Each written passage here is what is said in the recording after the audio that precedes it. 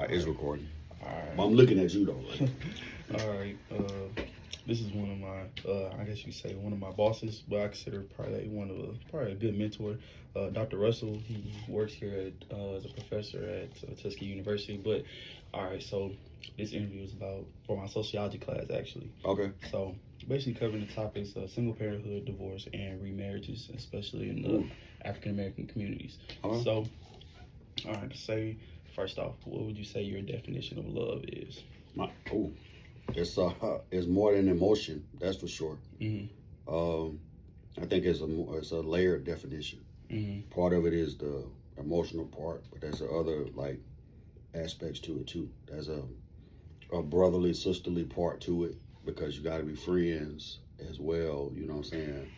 And then I think also there's a spiritual component to it as well because if you're sometimes we can have infatuation and mistake it as love, and we have to be real kind of guard against that. But so my definition is like a multi-layered. I don't know. It's not a feeling, but it's a multi-layered idea of mutual respect and mutual admiration between two people. I'll put it like that. Okay, so that's the best I can do because to me it's deeper than that, but that's gonna suffice.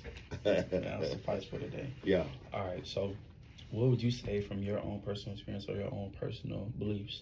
What do you think are the keys to a happy relationship or marriage?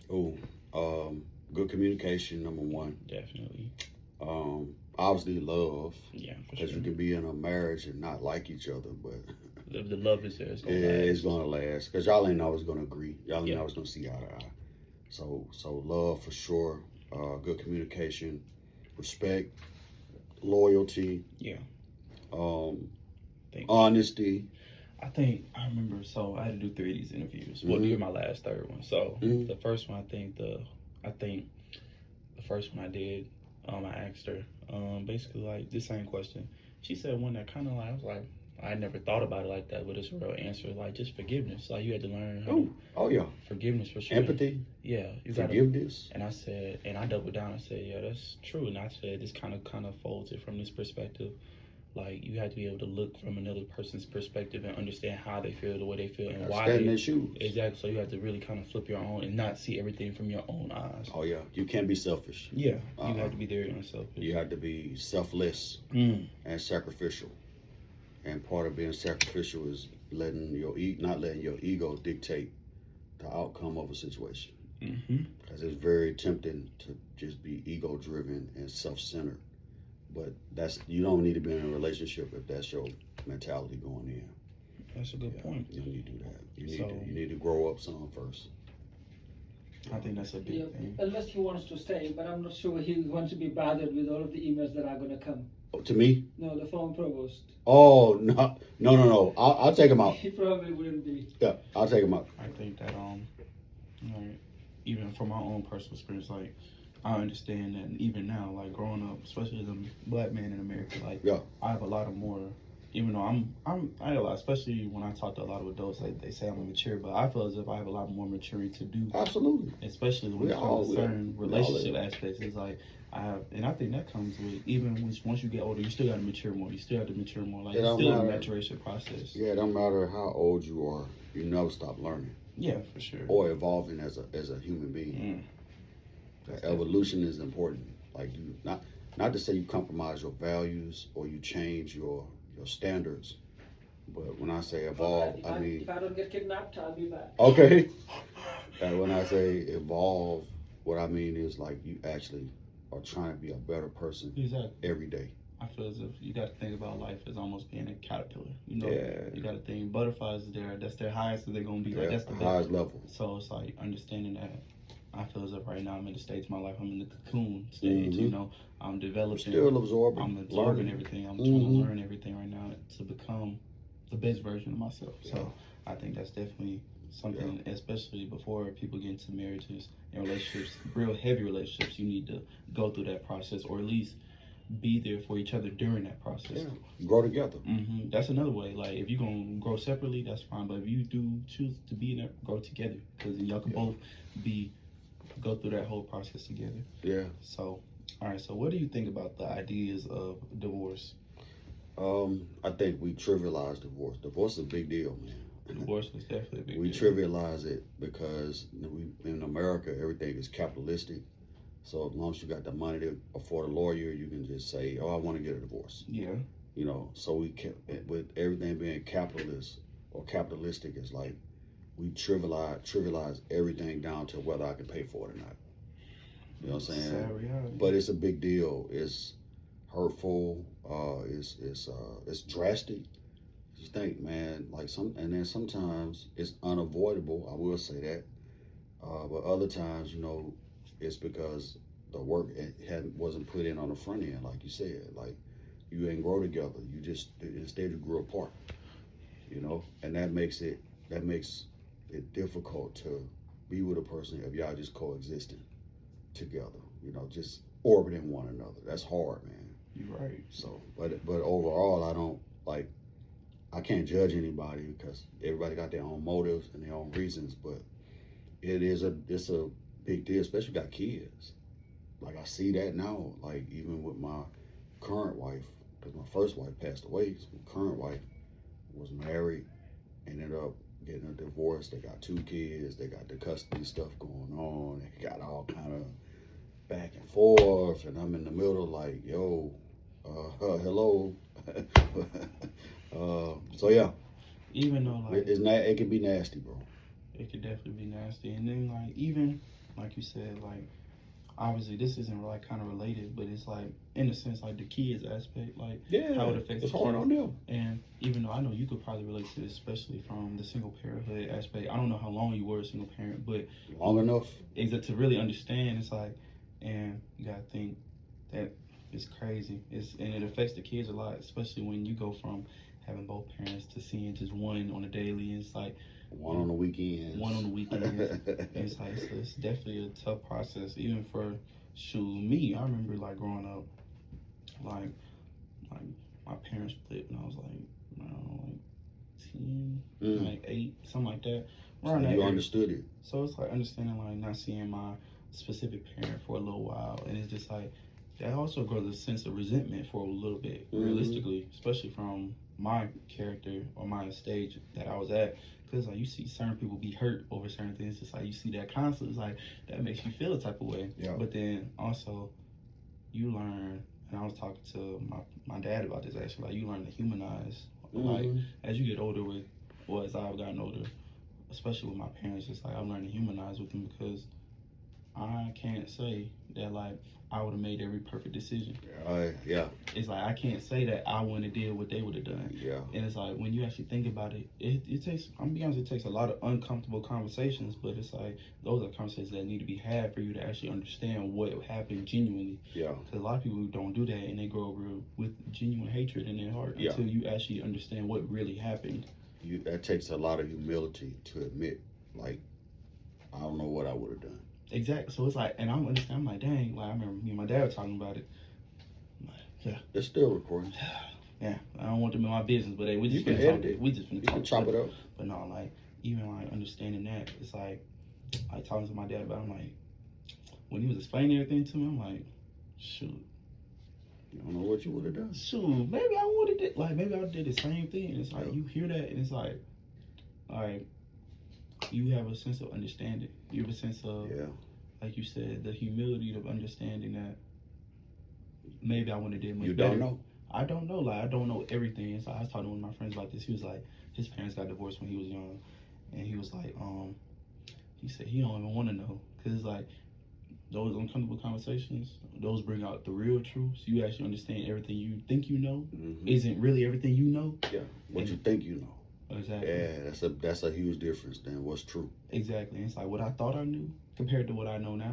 Yeah. It's like, was it really what I thought it was? And it's like, and then when I think about it, sometimes it's like, dang, I spent a lot of time feeling a certain type of way about certain things when it was like, maybe if I would have genuinely just asked it then, but I was a child, so it's like you didn't know what to ask. Exactly. So it's like I kind of blame myself, but then I don't, because like I'm a child, so like what can I really ask for a kid at that point? And you can't stop it either. Exactly. Because this is a decision that two grown individuals came to And it's not like you could step in and say, "Hey, wait, guys, Mm-hmm. let me tell you something. Let me tell you why you shouldn't do this." Like you can't tell two grown folks once their mind's made up. Exactly. Forget about it.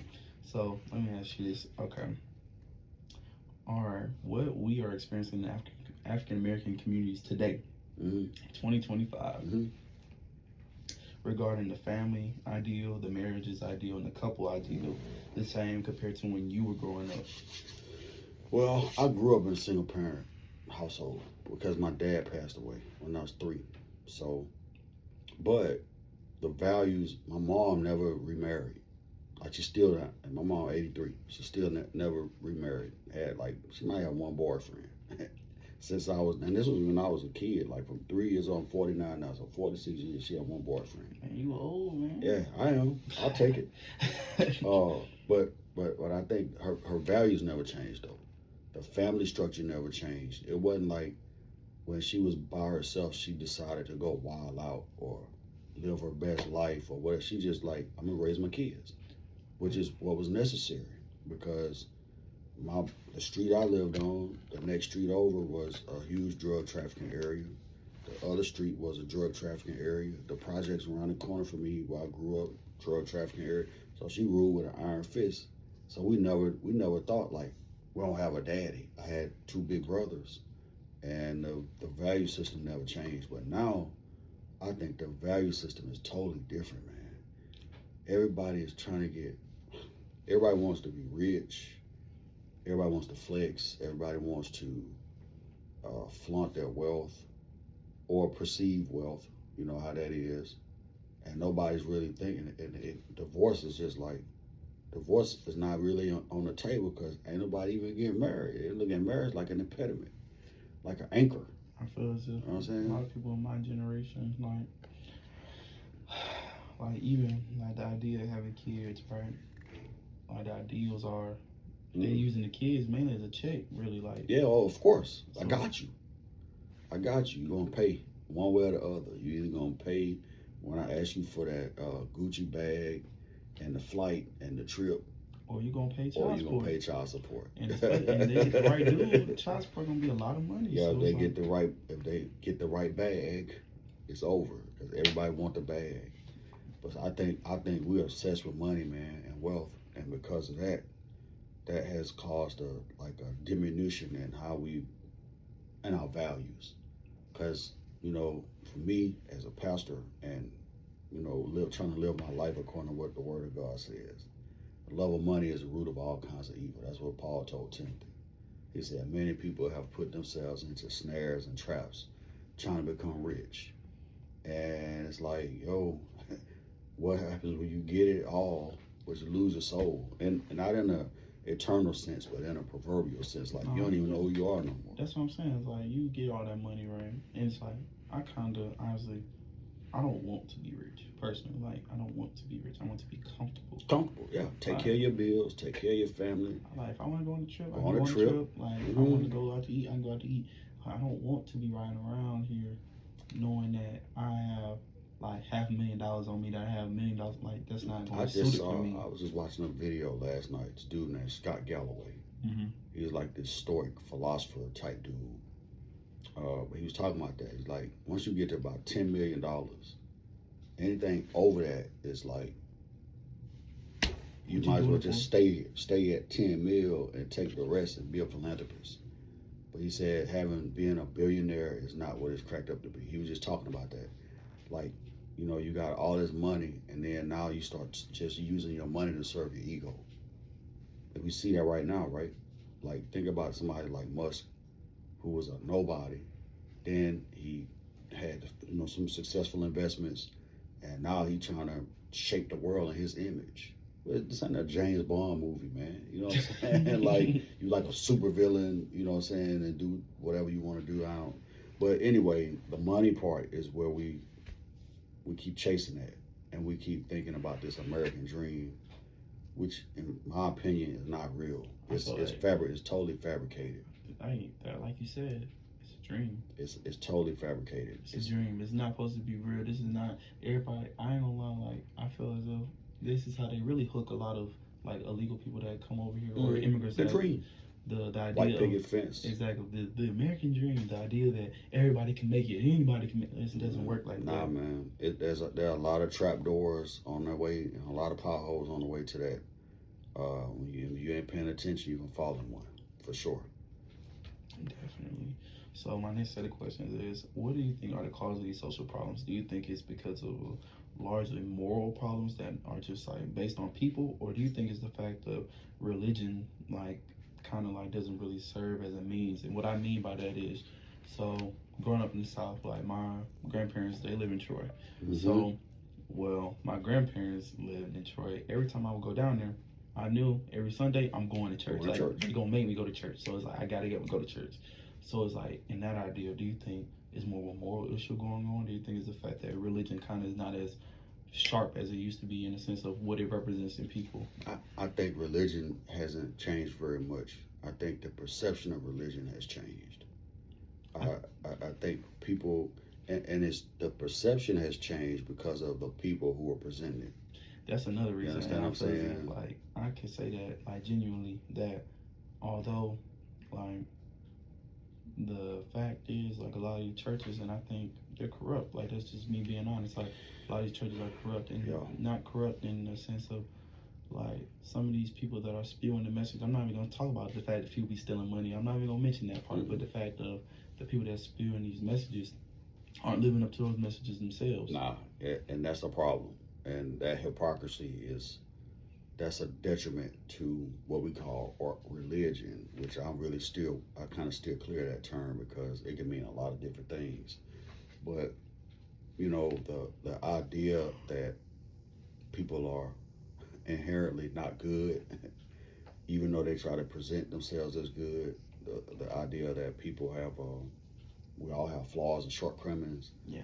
And sometimes, you know, those shortcomings get exposed, and you know, you're preaching one thing, but you're doing something totally different, and that has ruined the perception of. I can't speak for other religions, but the church. I say the church. Even now, with all the political things happening in the church, the perception of the church is done, bro. That's what I'm saying. Like, another thing, like, why are you trying to push your own political agenda in the church? It's done. And now, that damage is irreparable, in my opinion, because people are a lot more cynical now. They got a lot more access. People can watch. You know, you got all these different social media platforms. So that damage is done. And then not only that, but you got this vociferous outcry from everybody, because now everybody has a platform to speak on it. All you gotta do is get on X or Facebook or Instagram or whatever your platform is of choice, and you can go in, and you'll have at least 20 or 30 people who might see that post and say, oh yeah, you're right, and agree, and then they share it, and then now you got 100 people. They share it, now you got 200 people. So it's like, man, yeah. You gotta think, like, a lot of people don't understand this though, but the idea is, you can get one person to agree with you. You can get 10. Yeah. Get 10. Like you said, get 100. But the thing is, 100 people stand out there right now. That's a lot of people. And people don't understand that. Yeah, it is. That's a lot of people to get to say, oh, to agree. That are all on the same wavelength as you. That is a lot. That's a lot of people. And that's not easy to do. Exactly. To sway 100 people. Mm-hmm. So I think it's a mix of both for sure. I think personally, like, honestly, moral issues, like morally, of like course. Some people are definitely morally just don't care. Bankrupt. Exactly. I say morally bankrupt. But then other things is like the idea of religion, and it definitely plays a part. So my next set of questions are, so we have 2 more questions. All right. So now, obviously, in this day and age, there are more children born out of wedlock. Obviously, we talked about it. Both parents are working, more adults are living alone, single parent households. Mm-hmm. Do you think that these trends can be reversed in the 21st century? No. And I don't think so. I think that that's a part of our human evolution. I don't know if it's good or bad, but that's a part of our human evolution. I don't think there's going to be a reversal of that. I think the only way it can be reversed is, like, as I see now, I'm seeing more on social media, people talk about, get married first, but I also feel as if I don't think it should be also a requirement to get married in order to have children. Now, would it be better? Personally, I feel as if yes, but like, I don't think we should make it an automatic requirement because Yeah, I think it's kind of a double-edged sword. yes, for You know sure. what I'm saying? Like, hey, Miss G, how you doing? I think that we're doing an interview. Oh, you this good? thing. I think the marriage part, it prepares you, like when it's time, when you have kids, y'all already have a foundation. Yeah, it definitely You know helps. what I'm saying? But if you have a child first, and then y'all decide we're going our separate ways, what's the difference in that and a divorce, other than on paper? You know what I'm saying? I think the idea of with that is it's kind of like what you're right, but I think like you said on paper with divorce, they guarantee it kind of lays out the ground rules of the custody. At least when you separate, it's kind of like it's like a common agreement type of thing. Because But there's nothing legally binding yeah, the whole to say, relationship. hey, y'all are married. Yeah. Now y'all are divorced. It's like, well, we just ain't together. We just ain't broke. We just broke up. That was it. So. But I don't see that trend going anywhere anytime soon. Is she gone? She gone? Yeah. Okay. But yeah, I don't think it will probably change unless. But you got to think 21st century ends in what 2099. Yeah. So It ain't. It's only gonna get exacerbated because when you think about like humanity, it may trend back at some point because everything goes in cycles. definitely. But for now, I don't see an end to it. I think people view marriage again like it's like like an impediment. They view it as a loss instead of a win. You know what I'm saying? Because I think people only think about the bad of it. Yeah. Like the idea of, man, what if we get divorced? I got to split up all my assets. I got to do I don't, like, honestly, I'm going to be honest. Like, the idea of the fact, like, most people, they think about that part first. Mm-hmm. But I have to say, okay, if you're thinking about it like that, just play it safe and just get a prenuptial agreement. And if you do that, Or find somebody you can grow with who ain't gonna switch up on you. but that's the hard thing, because like people change every day. Like no matter how much we want to believe it, people evolve every day. We do. We evolve every day, so you never truly know. And especially, I'm be honest, I can never go inside your head specifically say, oh yeah, this is what he's thinking. I can never do that. So, But like, you can have a gauge of who this person is though. Because at your core, you the same person. Yeah. You might change some things about yourself, but at your core, what you believe about yourself, what you believe about how to treat others, that don't change very much, no matter how much you evolve. Unless your belief is unless you evolve from say being a very selfish, self-centered person to a more giving, empathetic person, that's different. But your core, man, it don't change that much. So I feel like we can only truly change for the better. it's the housing office. Shucks. Go ahead. I think you said you got another. You got one more question. Okay, go ahead. I'll call him back. All right. Though there are nevertheless obstacles that we in America, because of race, that we face, all right, what can and should be done by us, the African Americans in America, to solve some of the problems facing the nuclear family and marriage in our communities? I think we need to get back to honoring marriage, where we don't honor it. And I think we need to get back to thinking about marriage as a plus and not a minus. I think we need to get back to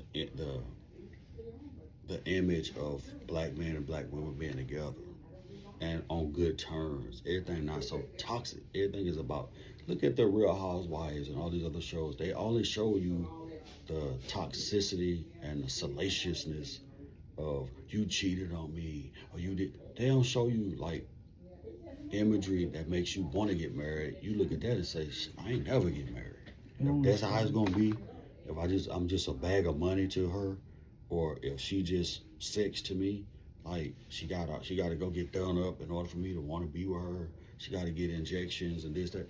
And that's not what lasts. You know what I'm saying? And we gotta get back to showing healthy relationships between men and women that are not toxic, that don't involve that are not transactional. You are just a means to an end to me. All the stuff we see now is just transactional. And that is not sustainable. You're only gonna be able to use a person so much before they catch on and be like, I'm out. But the relational part of marriage, man, we gotta start back, like really emphasizing that, making that important. So Definitely. yeah, man. Well, all right, that's Let Dr. me call Russell. them back. Thank you, man. That was a good talk. I appreciate it. It seemed like an interview. It was just a conversation. Man, definitely gotta have another one. For sure.